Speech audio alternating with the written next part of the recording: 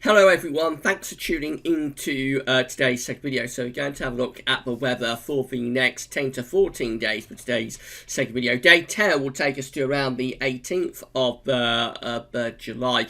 We'll be able to extend out beyond that with the extended GFS and ECM ensembles rates. They run to around a couple of weeks. We'll have a look at CFSV2 at the end of the video for the next 4 weeks. Now, I've been the dentist and I've had a very large filling put into my wisdom tooth on the top. I'll say more about it on the live stream. I think they are going to be able to live stream because I didn't have any pain while the procedure was being done. I am waiting to see whether I have any pain when the pain relief I had an injection when it wears off. So if I start having pain later on this afternoon, then I won't be able to live stream at 6. But as it is at the moment, I think I'll be able to do a live stream at 6, but I've still got a numb mouth at the moment, so my speaking might not sound all that clear, and in this video, and we'll just have to see how we get on with it. But everything went okay.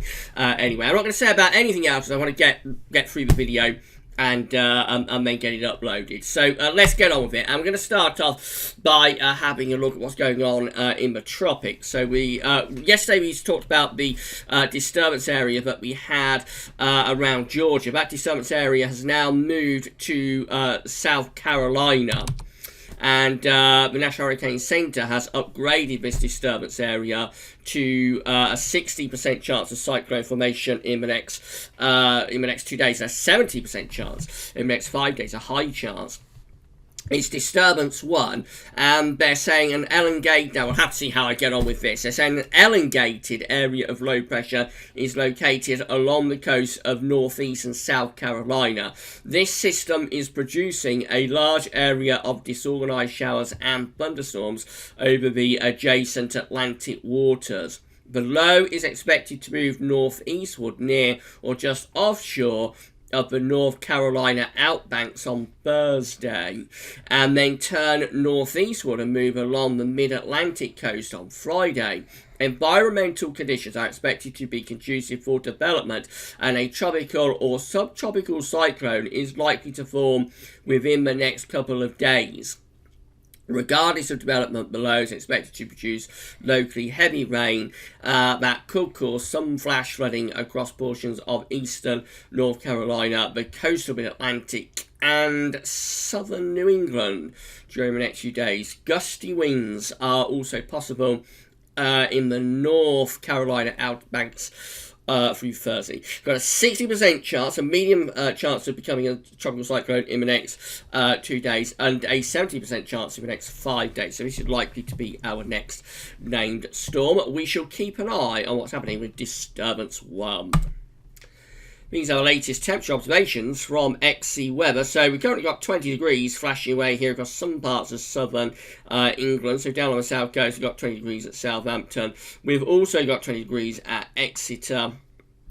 Going further north, it's a lot cooler. There's outbreaks of rain through Midlands, so Church Lawford is at just 16. Nottingham is only at 13 degrees.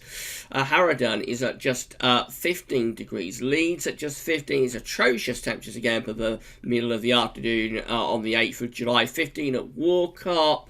Chatterhall just 13. Belfast is at 15. Tulloch Bridge at 15.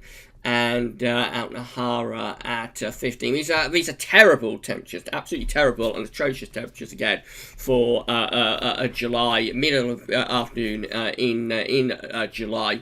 They're terrible temperatures. The best is down in the south at around 20 degrees, but that, of course, is 2 or 3 degrees below average, even there. And elsewhere, we're probably approaching 7, 8 degrees below average. So these are really bad temperatures once again. It is a little bit more humid, though, today. We are bringing in some slightly more humid air from off the Atlantic.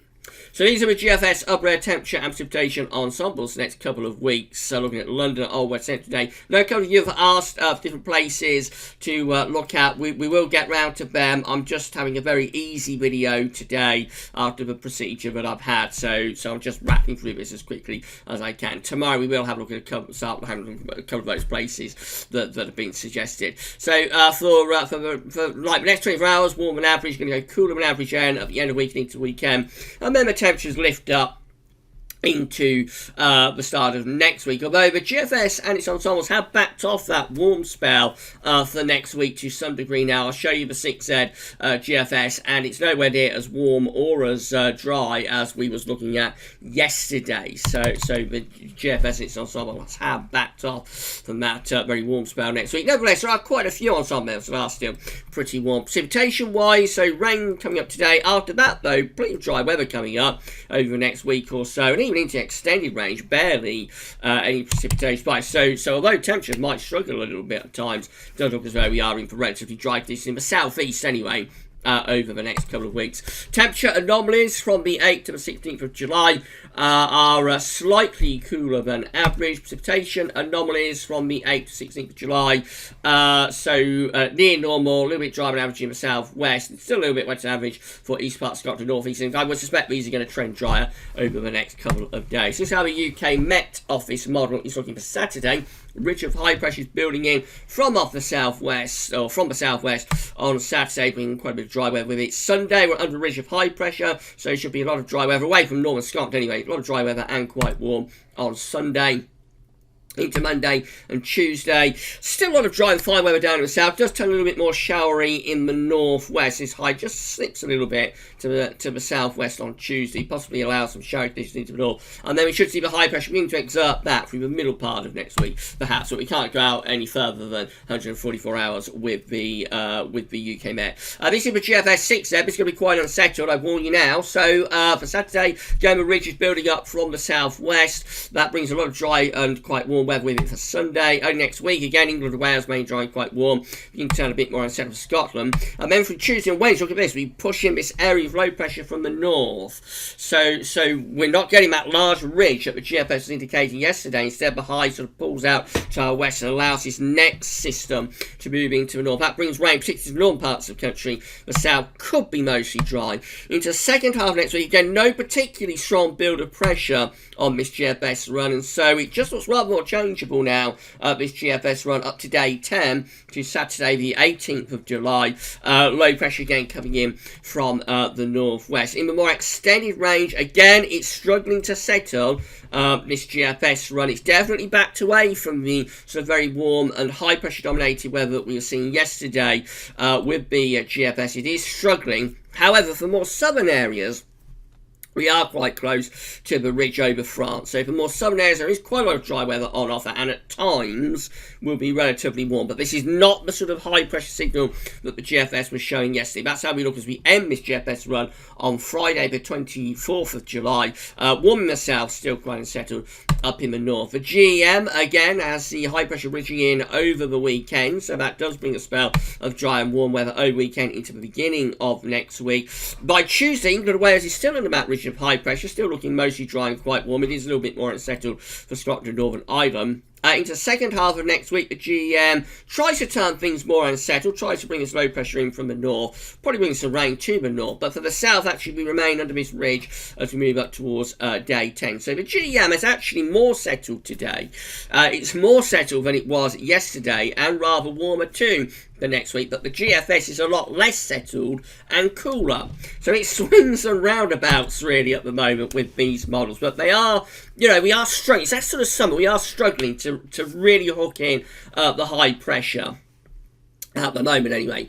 The ECM, again, the ridge is building up from the southwest on Saturday. That brings quite a lot of dry and warm weather with it over the weekend. That lasts into the beginning of next week too. Tuesday just goes a bit more unsettled in the northwest. Probably quite dry, though, down in the south. And then through Wednesday and Thursday, the ECM now is extending this ridge back in. So the ECM midnight run is more like the sort of output we've seen from the GFS yesterday. This looks like proper summer weather next week with the ECM. This large ridge from the Azores trying to get up towards Scandinavia. That brings a good deal of very warm weather. Maybe you'd say locally hot, temperatures into the 80s Fahrenheit in the south with that. And that keeps going up to day 10 as well with the ECM. So the GFS, so to recap on what's happened, I think the UK Met remains quite mixed up to 144 hours, which is next Tuesday. But for the south, a reasonable amount of dry and warm weather. The GFS has backed away big time from its warm, dry weather for next week and up to day 10 that it was showing yesterday, and is now much more unsettled, although for the south probably still mostly dry, but certainly not the really dry and warm weather that the GFS indicated yesterday. The GEM and the ECM, though, have moved more towards drier and warmer weather next week and up to day 10. So it's a very, very confused picture at most. Been that sort of summer, but there you go. Just got to wait and see what happens. These are the options on the table within the ECM ensembles today for day 10, which gets us to the 18th of July via the Icelandic Met Office. Have 18 members of the ECM ensembles with high pressure to our south and low pressure to the north. They're bringing a westerly flow. Should be mainly dry though, particularly for England and Wales. Quite warm too. That does include the control and the operational run. 15 members of the ECM ensembles with low pressure to our northeast, high pressure to our southwest, flat and westerly. 9 with high pressure centred right over the top of the country. That could be the warmest, driest option, of course. And another 9 up here with high pressure over the country and slightly to our northeast. They're bringing sort of an easterly type flow. That should be dry and pretty warm as well. Most of those options up to day 10 seem to involve high pressure, so the ECM ensembles are not too bad really. In 2 weeks' time, these are the options that we've got. This gets us to the 23rd of July. I have 20 members of the ECM ensembles looking quite unsettled. Then low pressure to the north and northeast. Winds are in from the west. That's going to be quite cool and unsettled. 17 with high pressure down to the southwest. That's going to be relatively dry, but could be a little bit of influence from the northwest. And then 14 with high pressure to the west and to the southwest. Winds are sort of flat westerly. So, I mean, we've got most of the several options just here. These trains just here. But the 17 and the 14 there aren't too bad. So even up to 2 weeks' time, particularly for the south, these ensembles could be indicating a relatively a fair amount of relatively dry weather. Finally, the CFF-V2, these are 500 millibar heights running down to week period. So first week period takes us from the 8th to the 14th of July. The coming week we'll have high pressure out to our west, low pressure to our northeast. This high pressure is exerting its influence with time though, turning us drier. Week 2 has high pressure right at the top of the country. This is 15th, 21st of July. CFS still seeing this large ridge sitting over the country, keeping us dry and very warm. Summer comes back in the second week. Week 3 is the 22nd of July, 28th. High pressure is to our east. Winds are drawn up from the south. That could be very warm, but with low pressure out to west, might go a bit volatile. It might go hot and thundery there in the last week of July, perhaps. And then week 4 shows a change. This is 29th of July to the 4th of August. Ridge is out to our west and to our northeast. There's no evident trough of low pressure, but between these two ridges, you would probably expect the jet stream to be doing something a bit like that. And there could be a trough sinking through here. Doesn't really show it, but with a ridge to the west and to the northeast, I suspect in between you will fill up the space, you will fill up the gap with a trough and with a dip in jet stream in the 500 millibar flow. And so that could be a relatively cool and unsettled start to August. We should see about that. Okay, so we got through that just about, I think. So that's it for today's videos then. As it is, I'll be live streaming at 6 o'clock. If I start having any pain once the injection wears off, then I'll have to cancel the live stream. But at the moment, I'm pain-free, and hopefully it'll stay that way. And so, yeah, so hopefully I'll see you all at 6 o'clock for our Wednesday evening live stream. That's all for now, and thanks for watching.